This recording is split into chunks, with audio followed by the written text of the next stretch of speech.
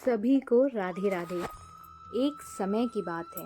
एक गांव में दो बूढ़ी स्त्रियां रहती थीं। दोनों का इस संसार में कोई नहीं था।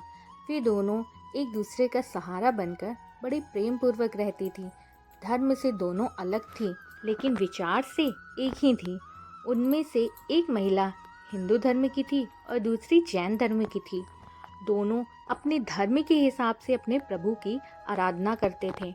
उनमें से हिंदू धर्म की महिला थी, उसने अपने घर में श्री कृष्ण के बाल स्वरूप यानी लड्डू गोपाल को बड़े प्रेम भाव से विराजमान किया हुआ था। उन्हें प्रतिदिन बालक की तरीके प्रातः स्नान करा के सुंदर वस्त्र आभूषण पहनाती थी, तरह तरह के भोग लगाती थी और अपने बालक के समान ही मानती थी।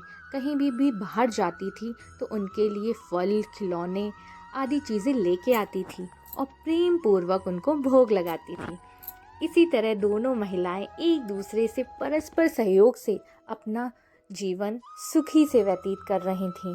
वे दोनों पूजा पाठ और सभी कामों से जब भी मुक्त होती थीं, तभी बचा हुआ समय एक दूसरे के साथ सुख दुख बांटने में व्यतीत करती थीं। कुछ समय बाद हिंदू महिला को तीर्थ यात्रा पर जाने का अवसर मिला। तब उसने अपनी सखी से तीर्थ यात्रा पे चलने का आग्रह किया, लेकिन उसकी सखी ने मना कर दिया। वह कहने लगी कि उसके पैर में बहुत दर्द है और वह नहीं जा पाएगी। बूढ़ी होने के कारण उसके जोड़ों में बहुत दर्द होता था, तो उसने तीर्थ यात्रा में जाने से मना कर दिया और कहा कि मैं अगर चलने फिरने में परेशानी होगी तो तुम्हारी तीर्थ यात्रा तुम ठीक से कर नहीं पाओगी, इसलिए तुम जाओ, मैं यहीं रहूँगी। तब हिंदू महिला उदास मन से तीर्थ यात्रा पे अकेले जाने के लिए तैयार हो गई और जाते वक्त उसने अपनी सखी से कहा, सखी मैं 1 महीने के लिए तीर्थ यात्रा पे जा रही हूँ। मेरे आराध्य बाल स्वरूप लड्डू गोपाल का ख्याल रखना, उन्हें बिल्कुल एक बालक की तरह स्नेह करना, प्रतिदिन स्नान कराना, सुंदर वस्त्र आभूषण पहना के भोग लगाना। तभी उसकी सखी ने कहा कि हे सखी, तुम परेशान ना हो, तुम बिल्कुल चिंता छोड़ के तीर्थ यात्रा पर जाओ। मैं तुम्हारे लड्डू गोपाल का भली भांति ध्यान रखूंगी। इतनी सारी बातें सुनकर वह महिला तीर्थ यात्रा को निकल गई।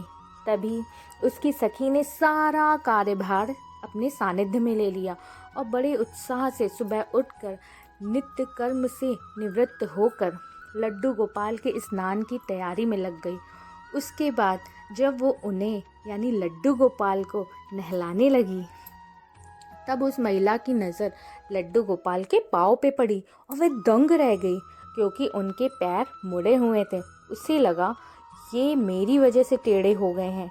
इसका मुख्य कारण ये था कि महिला ने जब भी लड्डू गोपाल को देखा था तो वस्त्र और आभूषण उनके शरीर पे पड़े हुए थे, सुशोभित हो रहे थे। उसे ये याद ही नहीं था कि लड्डू गोपाल बैठी हुई मुद्रा में होते हैं। वह बहुत परेशान हो गई और सोचने लगी कि मैं अपनी सखी से क्या कहूँगी। इतने विश्वास से उसने मुझे ये जिम्मेदारी दी थी और मैंने लड्डू गोपाल की देखभाल सही से नहीं की। ये सब सोच के वो चिंता में बैठ गई और उसे याद आया कि उसकी सखी ने उससे कहा था कि लड्डू गोपाल सिर्फ एक प्रतिमा, एक मूर्ति नहीं है, बल्कि वे जीवित हैं।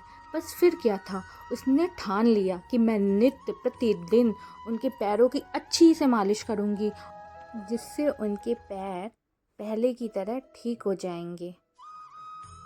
और जैसा कि श्री कृष्ण जी का स्वभाव है, वो बहुत ही कृपालु दया निधान है। उस वृद्ध महिला की इस नादान भक्ति से वशीभूत होकर उन्होंने उस पर अपनी कृपा लुटा दी और एक दिन वह महिला रोज की भांति सुबह उठकर लड्डू गोपाल को नहलाने का प्रबंध कर रही थी। तभी उसकी नज़र उनके पैरों पे पड़ी। लड्डू गोपाल के पैर ठीक हो गए थे। यह सब देख के वृद्ध महिला खुशी से फूलों ना समाई और यह सारा वृत्तांत सुनने के लिए अपनी सखी का बेसब्री से इंतज़ार कर रही थी। तभी उसकी सखी की तीर्थ यात्रा पूर्ण करके वह वापस हो रही थी। सबसे पहले वो अपने लड्डू गोपाल के दर्शन को इतनी ज़्यादा ललाहित थी। जैसे ही उसने लड्डू गोपाल को देखा, वह आश्चर्य में पड़ गई। उसने देखा कि लड्डू गोपाल खड़े हुए हैं। उसने सोचा कि शायद ये उसके लड्डू गोपाल नहीं हैं। उसने अपनी सखी के पास जाकर ये सब पूछा। तब उस जैन धर्म की महिला ने उसे सारी बातें बताईं। उसकी बातें सुनकर हिंदू महिला समझ गई ये सारा खेल उस मुरलीधर कृष्ण कन्हैया का है, और दौड़ी दौड़ी लड्डू गोपाल के पास पहुंची और उनके चरणों में गिरकर बोली, हे मेरे प्यारे कन्हैया, हे मेरे प्यारे मुरलीधर, आपकी दया की कोई पराकाष्ठा नहीं है, आपकी कृपा का कोई सानी नहीं है। और फिर उस जैन वृद्ध महिला से बोली, हे सखी, तू तो धन्य है, तुम पर श्री कृष्ण जी की ऐसी कृपा हुई है जो कोई कभी सोच भी नहीं सकता। तुम्हें क्या पता, लड्डू गोपाल तो बैठी ही मुद्रा में होते हैं, पर तुम्हारी इस भक्ति ने श्री कृष्ण जी के पैर सीधे कर दिए और लड्डू गोपाल स्वरूप को खड़ा कर दिया। इसी तरह की और वीडियोस के लिए आप मेरे चैनल को सब्सक्राइब करना ना भूलें। कृष्ण भक्ति से जुड़े रहने के लिए आप मेरे चैनल को सब्सक्राइब करिए। सभी को राधे राधे, राधे श्याम। बोलो बाके बिहारी लाल की जय।